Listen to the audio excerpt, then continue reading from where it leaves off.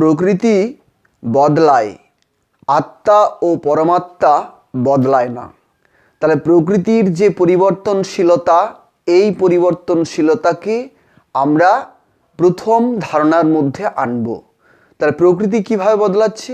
ভোগ্য বস্তুর বদল প্রতি মুহূর্তে হচ্ছে, সেটা তার যে পরিবর্তনশীলতা, এই পরিবর্তনশীলতা আমরা লক্ষ্য করছি। তাহলে প্রকৃতিকে আমরা লক্ষ্য করব কিভাবে?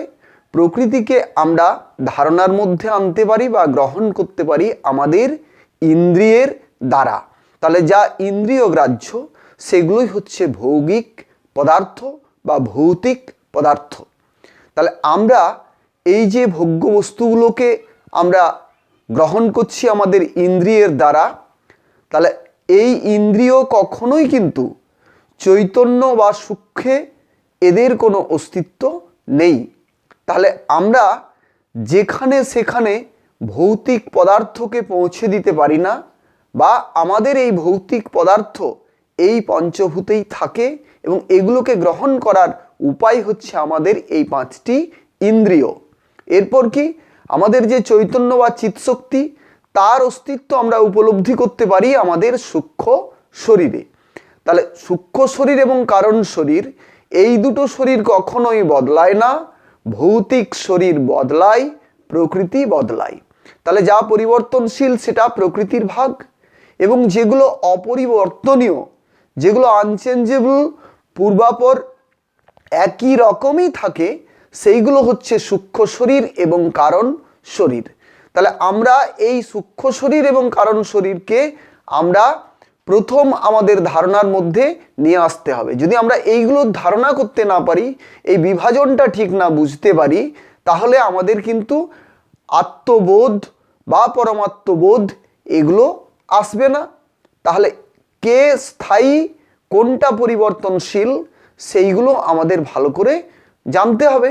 আমরা যখনই এটা জানতে পারবো, তখনই আমরা ক্রম যুক্ত হতে পারছি, এবং ক্রম মেনে যে যখনই আমরা চলবো, তখন সৃষ্টির যে ক্রম রয়েছে, এই সৃষ্টির ক্রম আমাদের জীবনযাপনের ক্ষেত্রে সহায়ক হবে। তাহলে আমরা স্থায়ীকে লক্ষ্য করে এগিয়ে যাব, স্থায়ীকে লক্ষ্য করেই আমরা বিদ্যা অর্জন করব।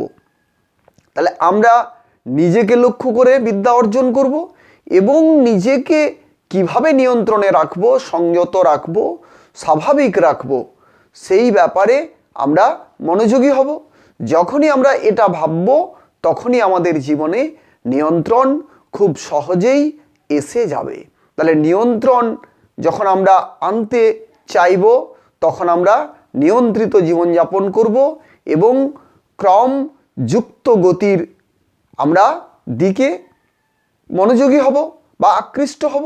আর যখনই সৃষ্টির ক্রমকে ঠিকভাবে মানুষ বুঝতে পারবে এবং সেই অনুযায়ী চলবে, তখন ন্যায়ের আকর্ষণ, বিবেকের আকর্ষণ তাকে সংযত হতে সাহায্য করবে, এবং তখনই তার মধ্যে প্রকাশ পাবে সুখ, সম্প্রীতি এবং শান্তির।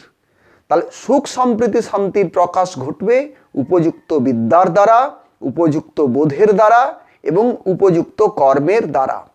তাহলে উপযুক্ত বোধ, উপযুক্ত বিদ্যা এবং উপযুক্ত কর্ম, এর দ্বারাই মানুষ জ্ঞান, বিজ্ঞান এবং প্রজ্ঞান লাভ করতে পারে। এই ত্রিবোধ যখন মানুষ লাভ করে, তখন মানুষ নিঃসন্দিগ্ধ হতে পারে, এবং তখনই মানুষ শান্তির অধিকারী হয়, তখনই মানুষ জগতের কল্যাণের অধিকারী হয়, সম্প্রীতির অধিকারী হয় এবং সুখের অধিকারী হয়।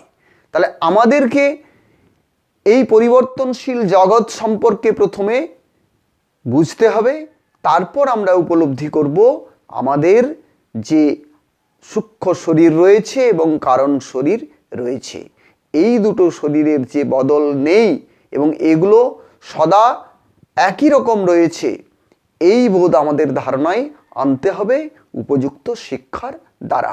আমরা যখনই যোগ অভ্যাস করব, আমরা যখনই তপস্যা করব, তখন আমাদের এই ত্রিবোধ লাভের লক্ষ্যেই, এই ত্রি অনুভূতি লাভের লক্ষ্যেই আমাদের অগ্রসর হওয়া উচিত। একটা বোধ এলে জ্ঞান ইনকমপ্লিট থাকবে, অসম্পূর্ণ থাকবে।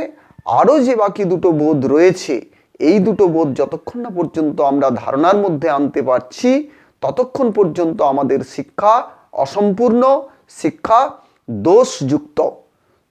ততক্ষণ পর্যন্ত আমরা সঠিক শিক্ষা অর্জন করতে পারিনি। এটা ভেবেই আমাদের যোগ অভ্যাস করতে হবে এবং নির্দিষ্ট লক্ষ্যে যোগের যে গুণমান, প্রকৃতির গুণ, চৈতন্যের গুণ এবং পরমাত্মার গুণ, এই ত্রিগুণকে আমাদের উপলব্ধি করতে হবে এবং আমাদের এই শরীরেই এই ত্রিগুণের যোগ কিভাবে রয়েছে এটা আমাদের উপলব্ধি করতে হবে।